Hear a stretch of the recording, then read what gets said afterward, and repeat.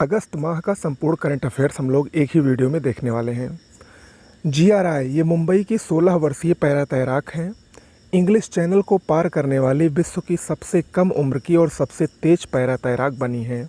34 kilometre की दूरी इन्होंने 17 घंटे 25 मिनट में पूरी की।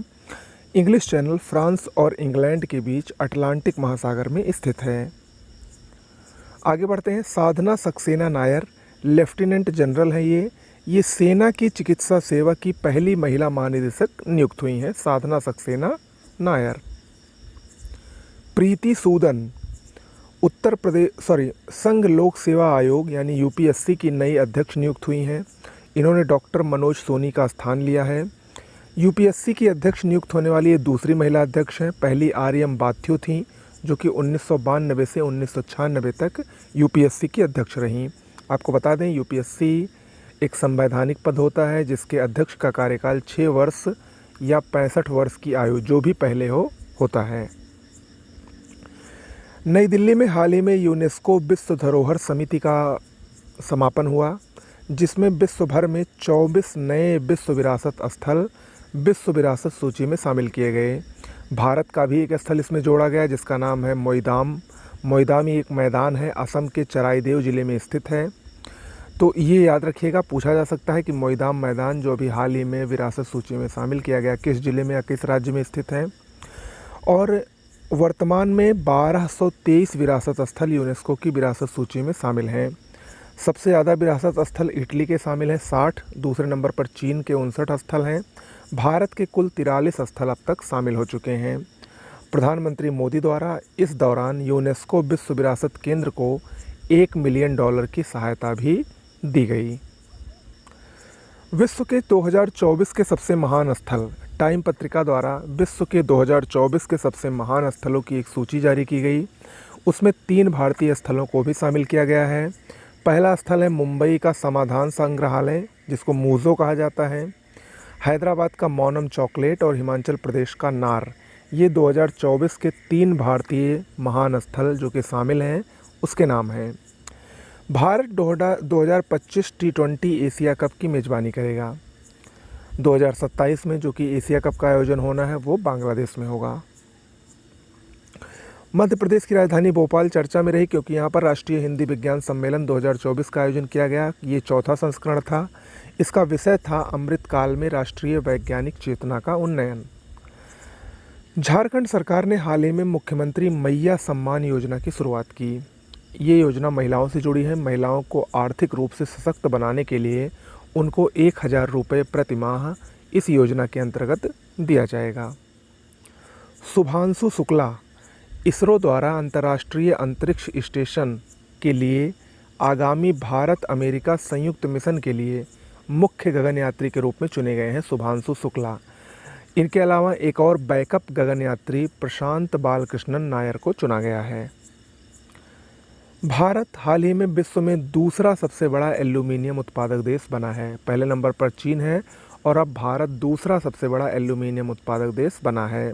वहीं भारत तीसरा सबसे बड़ा चूना उत्पादक देश बना और चौथा सबसे बड़ा लौह अयस्क उत्पादक देश बना। ऐसी एक रिपोर्ट सामने आई है। तो ये आपके जो आर्थिक वाले भूगोल का एक सिलेबस है, एक टॉपिक है, उसमें ये इसको अपडेट कर लीजिएगा। खनिजों में कौन सा स्थान किस देश का है, या कौन प्रथम है, कौन द्वितीय, कौन तृतीय और भारत का कौन सा स्थान है, तो ये पूछा जा सकता है। गुजरात का लोथल, यहाँ पर भारत और वियतनाम द्वारा राष्ट्रीय समुद्री विरासत परिषद विकसित करने के लिए एक साझेदारी की गई है। कहाँ पर? गुजरात के लोथल में। भारत ये वैश्विक कृषि निर्यात में विश्व में 8वें स्थान पर है 2023 में। WTO व्यापार सांख्यिकी रिपोर्ट 2023 में ऐसा बताया गया है। हालांकि भारत के निर्यात में गिरावट आई है। $55 बिलियन से भारत का निर्यात $51 बिलियन पर पहुंच गया है। आपको बता दें, वैश्विक कृषि निर्यात में टॉप 3 देश, नंबर 1 पर यूरोपीय संघ है, नंबर 2 पर अमेरिका और नंबर 3 पर ब्राज़ील है। कश्मीर, ये विश्व शिल्प परिषद द्वारा विश्व शिल्प शहर का प्रमाण पत्र कश्मीर को दिया गया है। वर्ल्ड क्राफ्ट सिटी कश्मीर को घोषित किया गया है और ये ऐसा प्रमाण पत्र हासिल करने वाला चौथा भारतीय शहर बना है। इससे पहले 3 शहरों को ये प्रमाण पत्र मिल चुका है, जिसमें जयपुर, तमिलनाडु का मामल्लापुरम और कर्नाटक का मैसूर शामिल हैं। ओके। फॉर्च्यून ग्लोबल 500 500 बेहतरीन कंपनियों की सूची फॉर्च्यून नामक एक पत्रिका द्वारा जारी की गई, जिसमें नंबर 1 पर अमेरिका की वॉलमार्ट कंपनी को मिला है, दूसरा स्थान अमेरिका की ही अमेजन कंपनी और तीसरा स्थान चीन की स्टेट ग्रिड कंपनी को मिला है। वहीं सऊदी अरामको, जिसको चौथा स्थान मिला है, वो सबसे ज़्यादा मुनाफा कमाने वाली कंपनी बनी है। भारत की 9 कंपनियों को इस सूची में स्थान दिया गया है। भारत की टॉप कंपनी रिलायंस इंडस्ट्रीज है, जिसको इस सूची में 86वां स्थान मिला है। दूसरे नंबर पर LIC है, जो कि समग्र सूची में 95वें स्थान पर। तीसरे स्थान पर इंडियन ऑयल है, जो कि समग्र सूची में 116वें नंबर पर काबिज है। ओके। मनु भाकर, ये पेरिस ओलंपिक के समापन समारोह में भारत की ध्वजवाहक थीं। इन्होंने, आपको पता ही है, 2 कांस्य पदक जो अभी हाल ही में पेरिस ओलंपिक संपन्न हुआ था उसमें जीते शूटिंग में। कबीलन शाही अशोक, ये भारत के सबसे युवा ओलंपिक मुक्केबाजी रेफरी बने हैं, लेफ्टिनेंट कर्नल भी हैं। यामिनी कृष्णमूर्ति, भारत की प्रसिद्ध भरतनाट्यम और कुचिपुड़ी नृत्यांगना, जिनका हाल ही में निधन हो गया। इनको पद्मश्री, पद्म भूषण और पद्म विभूषण नाम जैसे बड़े पुरस्कारों से सम्मानित भी किया जा चुका है। बांग्लादेश काफ़ी चर्चा में रहा, क्योंकि यहाँ पर राजनीतिक अस्थिरता के कारण प्रधानमंत्री शेख हसीना को इस्तीफ़ा देना पड़ा।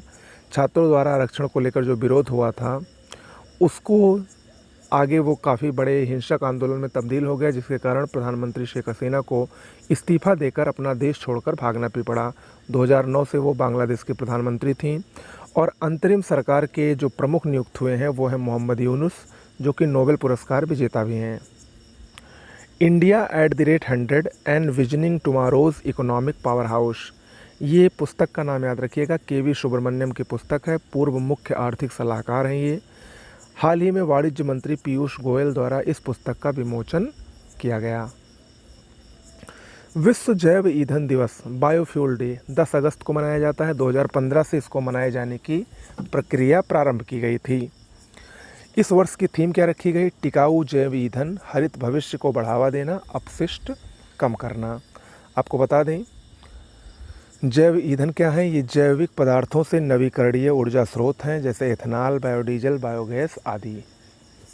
1893 में 10 अगस्त को रुडोल्फ डीजल ने डीजल इंजन का आविष्कार किया गया था। उसी के कारण जैव ईंधन दिवस 10 अगस्त को मनाया जाता है। द्रौपदी मुर्मू, भारत की राष्ट्रपति, हाल ही में फिजी, न्यूजीलैंड और तिमोर लेस्ते की यात्रा पर ये थीं। फिजी की यात्रा करने वाली ये पहली भारतीय राष्ट्रपति बनी और उस यात्रा के दौरान इनको फिजी के सर्वोच्च सम्मान companion of the order of Fiji से सम्मानित भी किया गया। पेरिस ओलंपिक, आपको बता दें, नीरज चोपड़ा ने जेवलिन थ्रो में सिल्वर मेडल जीता। गोल्ड अरशद नदीम ने 92.97 मीटर भाला फेंक कर जीता। पुरुष हॉकी टीम को कांस्य पदक मिला, स्पेन को 2-1 से हराया। ओलंपिक में यह हॉकी का 13वां पदक था। और इस ओलंपिक में गोलकीपर PR श्रीजेश, जो कि भारत के महान गोलकीपर हैं हॉकी के, उन्होंने संन्यास का भी ऐलान किया।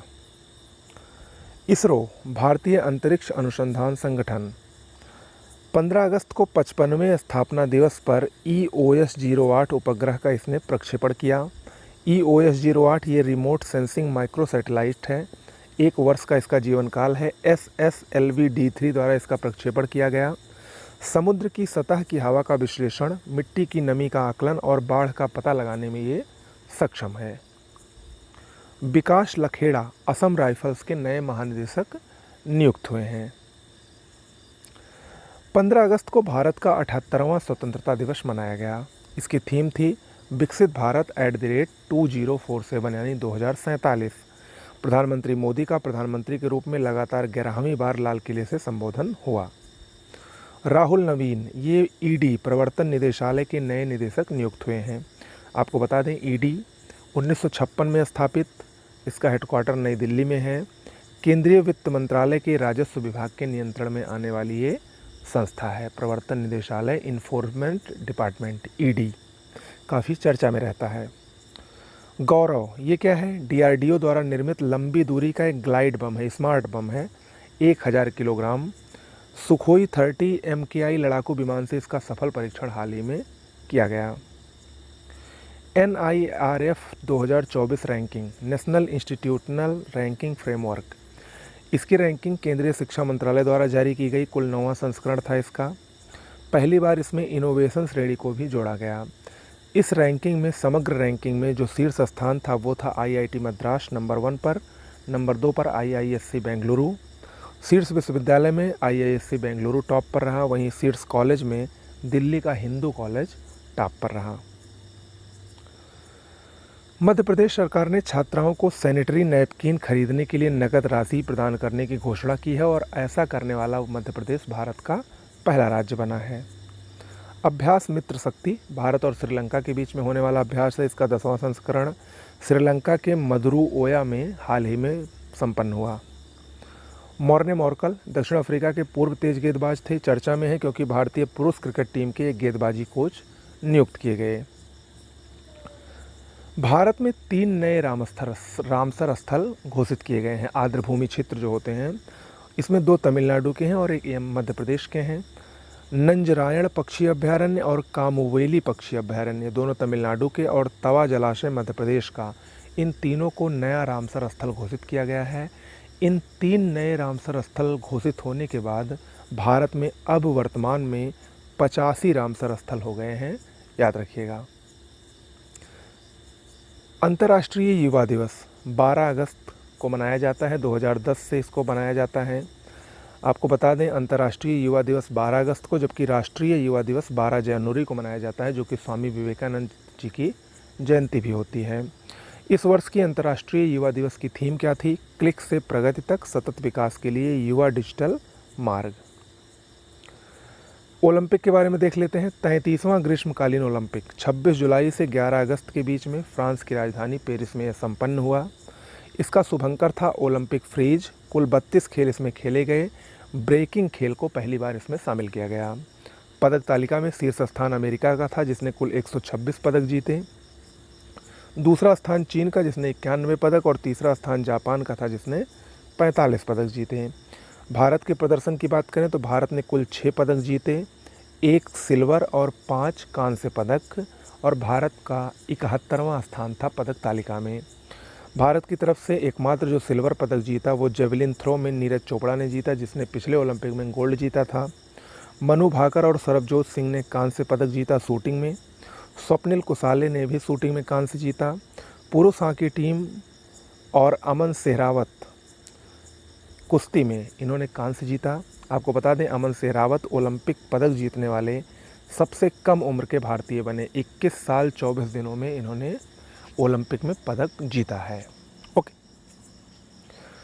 भारतीय ध्वजवाहक ओलंपिक में उद्घाटन में शरत कमल और PV सिंधु थी, जबकि समापन में मनु भाकर और PR श्रीजेश थे। आगामी जो 34वां ओलंपिक होगा वो कहाँ पर होगा? वो अमेरिका के लॉस एंजल्स में 2028 में आयोजित किया जाएगा।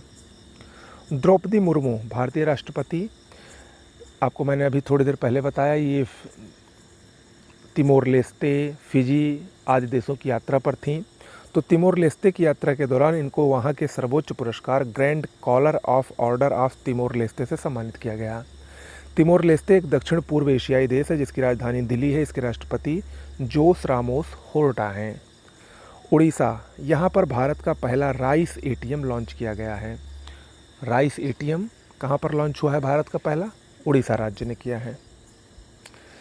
राष्ट्रपति द्रौपदी मुर्मू इसके बाद न्यूजीलैंड यात्रा पर थीं, जहाँ के प्रधानमंत्री क्रिस्टोफर लक्सन हैं।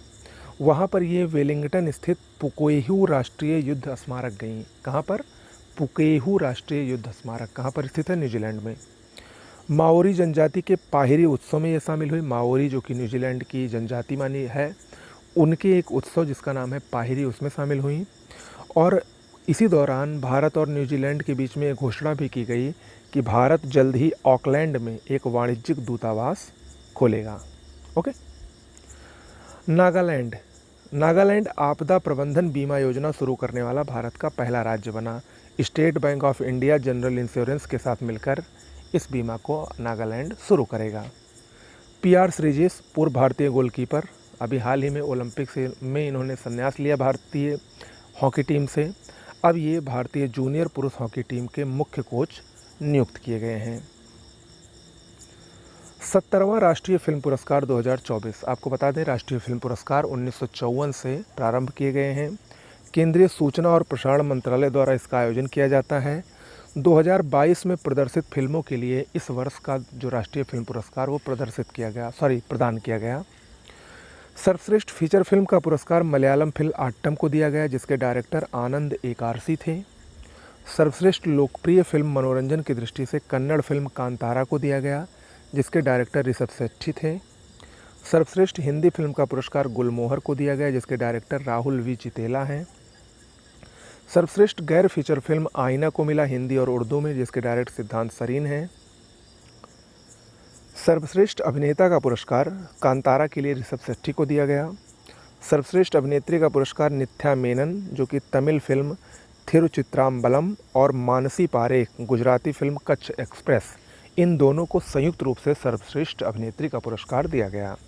वहीं सर्वश्रेष्ठ निर्देशक का पुरस्कार सूरज आर बड़जात्या को हिंदी फिल्म ऊंचाई के लिए दिया गया। पैरालंपिक 2024 वर्तमान में चल रहा है। 28 अगस्त से 8 सितंबर के बीच में फ्रांस की राजधानी पेरिस में हो रहा है। 17वां संस्करण है। 22 खेल इसमें शामिल किए गए हैं। भारत के उद्घाटन में ध्वजवाहक सुमित अंतिल और भाग्यश्री जाधव थे। जब ये खत्म हो जाएगा तो हम आपको एक वीडियो के माध्यम से इसमें जो कुछ महत्वपूर्ण चीज़ें होंगी, जो खिलाड़ी ने पदक जीता है, उन सब के बारे में आपको एक ही वीडियो में हम आपको बता देंगे। छत्तीसगढ़ की राजधानी रायपुर, यहाँ पर 17वें दिव्य कला मेले का आयोजन किया गया। डॉक्टर वीरेंद्र कुमार, जो कि सामाजिक न्याय और अधिकारिता मंत्री हैं, उनके द्वारा इस मेले का उद्घाटन किया गया। इस मेले का मुख्य उद्देश्य दिव्यांग कलाकारों के कौशल को विकसित करना है। उत्तर प्रदेश सरकार ने मुख्यमंत्री युवा उद्यम विकास अभियान योजना की घोषणा की। 15 अगस्त को स्वतंत्रता दिवस के मौके पर उत्तर प्रदेश के मुख्यमंत्री योगी आदित्यनाथ द्वारा इसकी घोषणा की गई। राज्य में 10 लाख नए MSME उद्यम स्थापित करने का लक्ष्य इस योजना के अंतर्गत रखा गया है और इससे लगभग 50 लाख रोजगार का सृजन करने का लक्ष्य भी रखा गया है। पैतोंग टार्न सिनावात्रा ये थाईलैंड की नई प्रधानमंत्री बनी हैं और ये थाईलैंड के सबसे युवा प्रधानमंत्री भी हैं।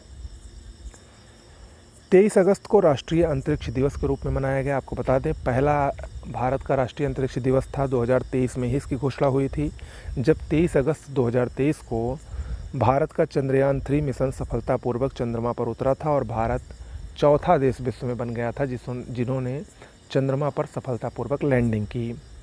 इस वर्ष की थीम रखी गई थी अंतरिक्ष दिवस की, चंद्रमा को छूते हुए जीवन को छूना, भारत की अंतरिक्ष गाथा। 26वां सीएट अंतर्राष्ट्रीय क्रिकेट पुरस्कार, इसमें लाइफ टाइम अचीवमेंट पुरस्कार भारत के पूर्व कोच राहुल द्रविड़ को दिया गया।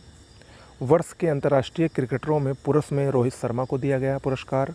महिलाओं में बल्लेबाजों में स्मृति मंधाना और गेंदबाज में दीप्ति शर्मा को यह पुरस्कार मिला। सर्वश्रेष्ठ वनडे बल्लेबाज विराट कोहली, सर्वश्रेष्ठ वनडे गेंदबाज मोहम्मद शमी, सर्वश्रेष्ठ टेस्ट बल्लेबाज यशस्वी जायसवाल और सर्वश्रेष्ठ टेस्ट गेंदबाज का पुरस्कार रविचंद्रन अश्विन को दिया गया। वहीं सर्वश्रेष्ठ T20 बल्लेबाज का पुरस्कार इंग्लैंड के फिल सॉल्ट और सर्वश्रेष्ठ T20 गेंदबाज न्यूजीलैंड के टिम साउदी को दिया गया।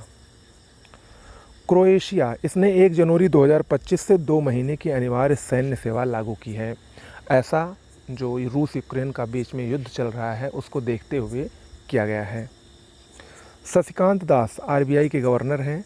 ग्लोबल फाइनेंस पत्रिका, जो कि अमेरिका की एक प्रतिष्ठित पत्रिका है, उसके द्वारा लगातार दूसरे वर्ष भारत के शीर्ष केंद्रीय बैंकर बने हैं। इनको A+ ग्रेड से सम्मानित किया गया है। बांग्लादेश 9वें ICC T20 महिला विश्व कप की मेज़बानी, जो कि बांग्लादेश में होनी थी, उसको अब छीन कर संयुक्त अरब अमीरात को सौंपी गई है। आपको बता दें, बांग्लादेश में जो राजनीतिक अस्थिरता का माहौल बना है उसकी वजह से ही बांग्लादेश में ये विश्व कप आयोजित नहीं होगा। उसके स्थान पर संयुक्त अरब अमीरात में 3 से 20 अक्टूबर 2024 के बीच 10 टीमों के बीच में खेला जाएगा।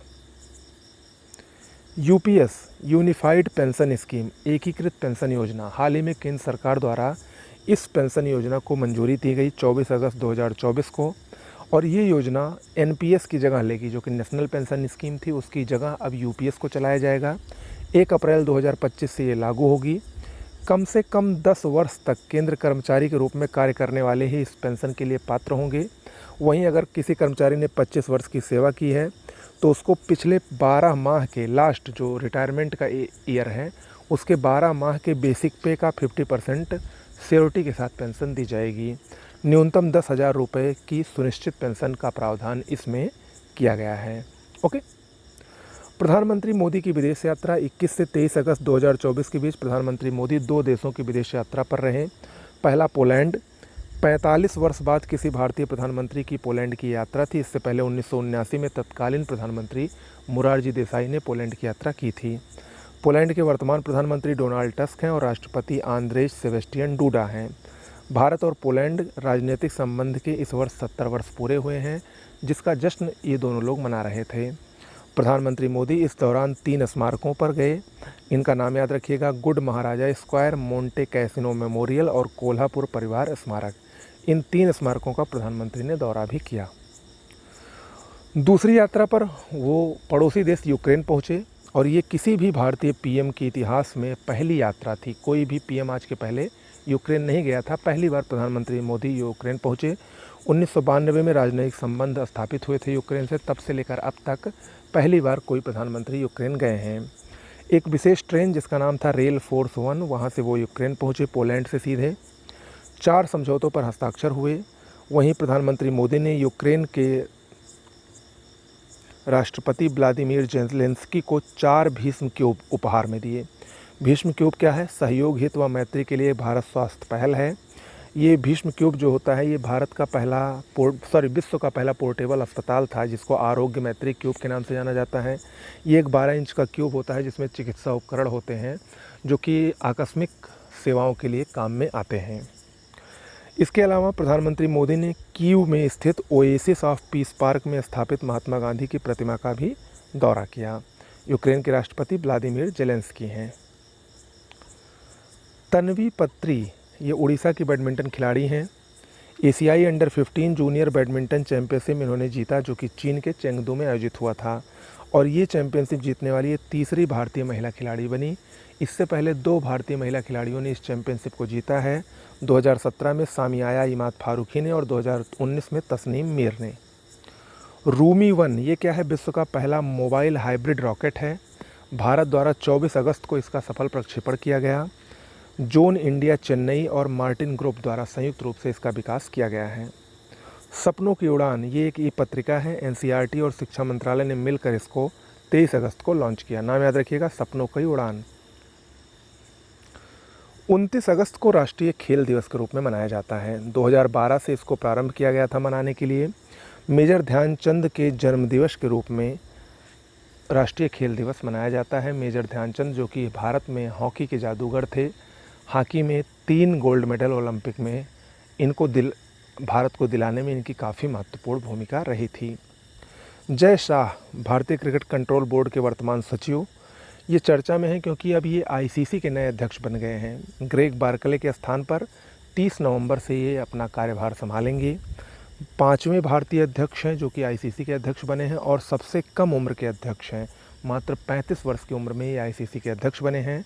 आपको बता दें आईसीसी 1909 में स्थापित हुई थी, जिसका हेडक्वार्टर यूएई के दुबई में स्थित है। उड़ीसा का पीपली शहर काफ़ी चर्चा में है क्योंकि यहाँ पर बर्ड फ्लू की पुष्टि की गई है और एक मुर्गी पालन केंद्र में बर्ड फ्लू की पुष्टि के बाद लगभग 11,700 मुर्गियों को मार डाला गया। आपको बता दें बर्ड फ्लू एक वायरस होता है जो कि H5N1 वायरस है, जिसको एवियन इन्फ्लुएंजा कहा जाता है। मुख्यतः पक्षियों में पाया जाता है, लेकिन कभी कभी संक्रमित पक्षियों से मनुष्यों में भी ये फैल जाता है। जंगली पक्षी इसके वाहक होते हैं।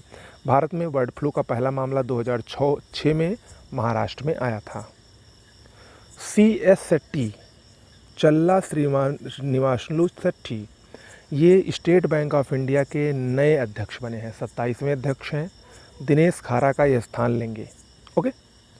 सुभद्रा योजना उड़ीसा सरकार द्वारा इस योजना की शुरुआत की जाएगी प्रधानमंत्री मोदी द्वारा 17 सितंबर 2024, जो कि प्रधानमंत्री का जन्मदिन भी होता है। उस दिन इस योजना की शुरुआत प्रधानमंत्री द्वारा खुद की जाएगी।